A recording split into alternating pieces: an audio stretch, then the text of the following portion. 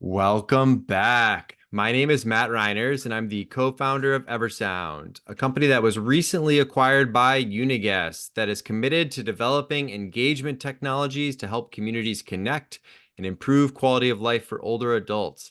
Today, I'm joined by Diamond Boone, the corporate director of therapeutic recreation for Athena Health Care Systems. Diamond has been a therapeutic recreation assistant, a rehabilitation specialist supervisor, mental health counselor, applied behavior specialist, a mental health clinician, assistant program director, rehabilitation program director, and now the corporate director of therapeutic rec.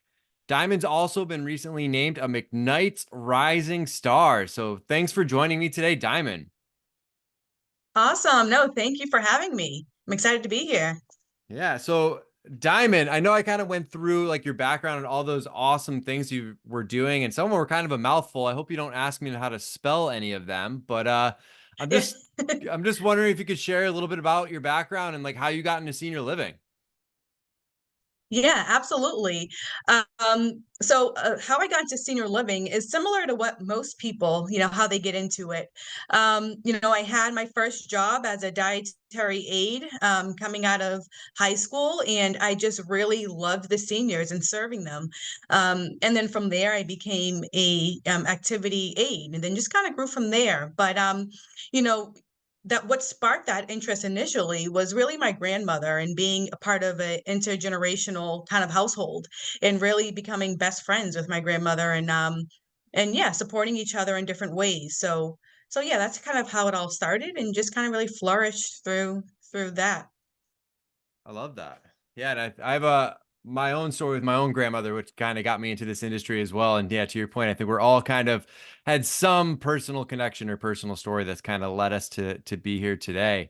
And I know one of the things, Diamond, you're super passionate about, which I'm super excited to talk about today because it is so important, but really just, you know, promoting diversity within the workplace, especially within senior living. And I'm curious, can you share what motivated you to advocate for minorities and people living with disabilities in the senior living industry? Yeah, absolutely.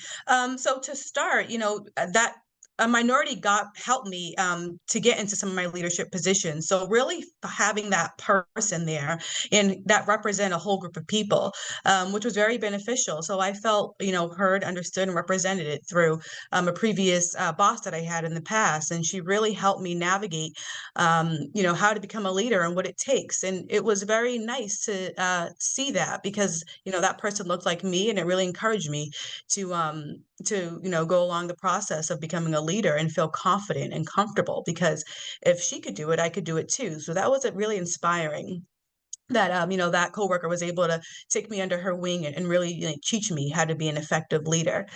And then, as of right now with Athena, I think, what really helped me, want to serve minorities and really represent them is the population we serve. It's so dynamic. We have many different populations as regards to, different cultures, we have different races, and then different just overall diagnoses. And it's just really fascinating to see all these individuals living together, working together. And it's inspiring to the residents and the staff members that diversity really a big melting pot that diversity stems from. Yeah, absolutely. And I know with some of the communities you help are in the Boston area, and I saw this firsthand too. I would go into communities where, no one really looked like me, and there was definitely a different language being spoken, and but you can kind of see how that adds to the vibrancy of what's going on there, and not even just the residents too, but the staff and like really all of that of what's going on. And it is a beautiful thing to see. I imagine it hasn't been easy though, right? So, can you talk about some of the challenges you face when advocating for DEI in the workplace and some of the things you've done to overcome them? Yeah, I think in regards to staff members, some staff members feel like they just aren't competent enough when, and I'm there to help support them and give them that reassurance and education and training that, hey, you don't need to know it all. There is not like a tell end all book about how to deal with these situations within the workplace and how to talk about diversity, inclusion, and equity. It's an ongoing process. And we really learn from each other. It's not a textbook type of training. And so I really give, staff members the encouragement and reassurance and motivation and say, hey, someone can learn from you. It just takes you being you to really, help ease that anxiety of people, worried about saying the wrong thing or not having enough education or not having enough experience. And I really reassure them that what they've done so far in their life is enough. It will help someone understand who they are as a person and their culture. Yeah, absolutely. I think that's key, right? Like understanding that it's okay to not know everything because we all, I think at times think we're expected to know everything. But I've learned even along my own journey, right? Hey, fake it until you make it. And if you sound confident in it, it'll Yeah, sound pretty good. And, absolutely. and you mentioned some of the training and what you're doing with your team. And I'm wondering if you can just kind of discuss the importance of that training within senior living industry and how that benefits not only the staff, but the residents as well.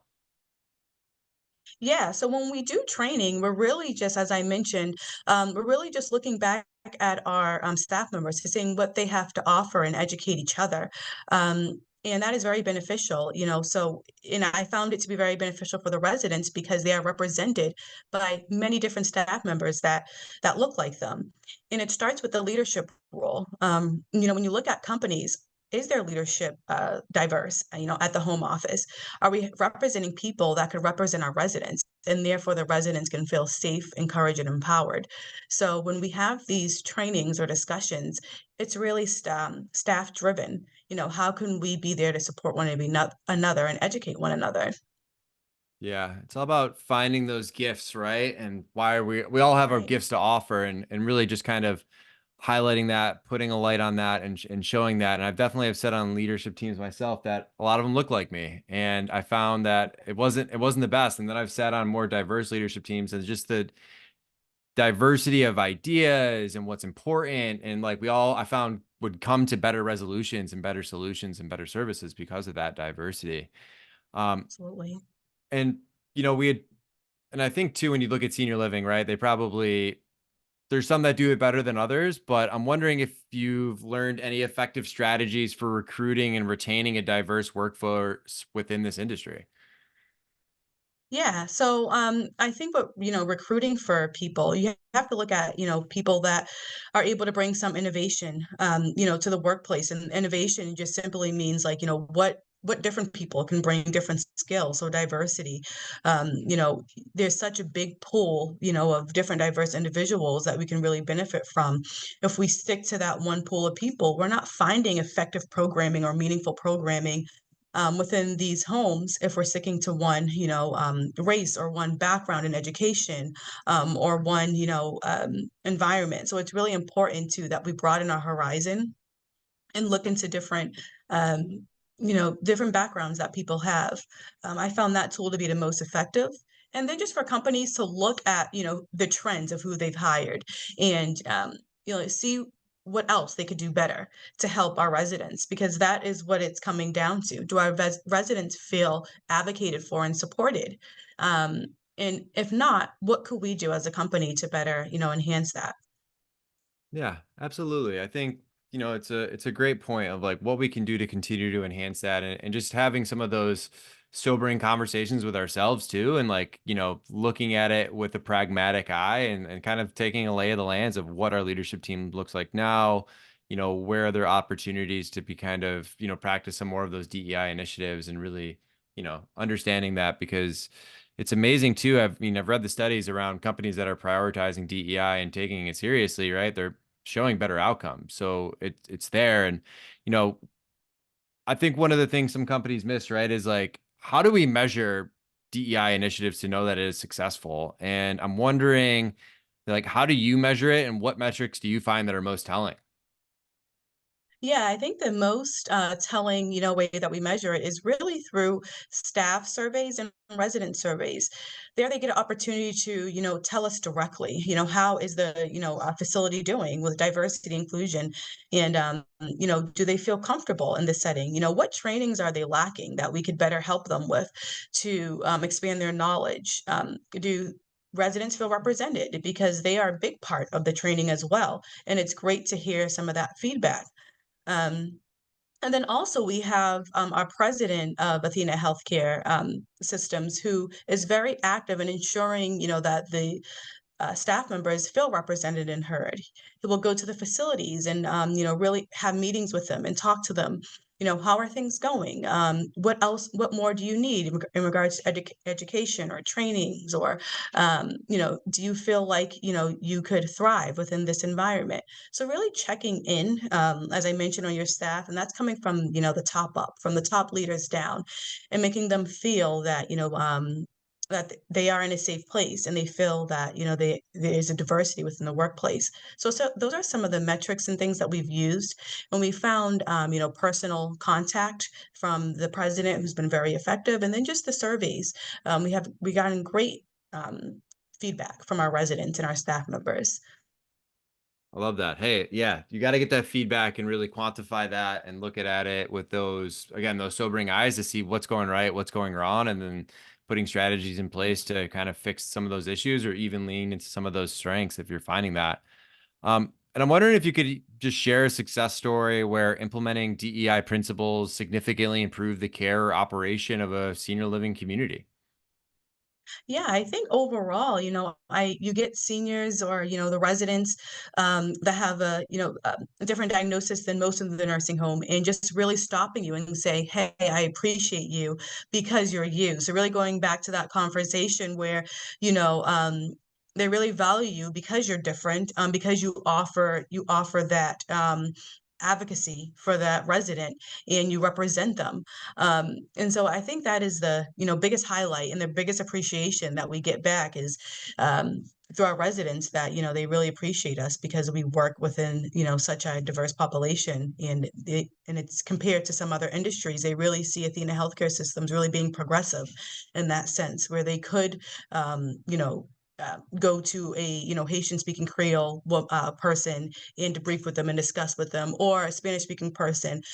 So in that regards, they feel like it's very progressive. Cool. I love that. Right. And yeah, it's finding our community and having that level of comfortability with that and knowing if someone is outside of our community that they'll accept that and embrace that. And Right. we're all looking to that to be accepted one way or another. And my last question here for you, Diamond, and arguably my most favorite, but if you could just give other senior living long-term care providers three guiding principles as we move through the rest of the year, what would you say? I would say really use the team. We have a really great marketing director and communications director, Savannah and Tony, who work within Athena and who really do the kind of the nonverbal, representation of our community. We have something called the Athena News, if people want to log on to Athena Healthcare Systems, where we highlight success stories and great contributions that their staff members have been doing throughout the community. So really highlighting individuals that are particularly not on leadership teams, just diverse, different individuals in their success stories. And then also posting on Facebook and social media websites diversity through pictures, and showing that we do support diversity, and not just by talking about it and teaching it, but proving that we do have that community, and a strong community. um, and then also really continuing the conversation. It doesn't stop at a seminar, it doesn't stop at a training. Just always having that open door policy when talking about DEI, and also encouraging people to feel comfortable to talk about it in open areas and spaces where residents and family members and staff members can feel encouraged and supported. I love that. Well, Diamond, this has been an awesome conversation. I just want to thank you for taking the time out of your busy day to come hang out with us and talk about this. And it's no surprise of why you're a rising star. So thank you so much. Thank you so much for having me, Matt. I appreciate it.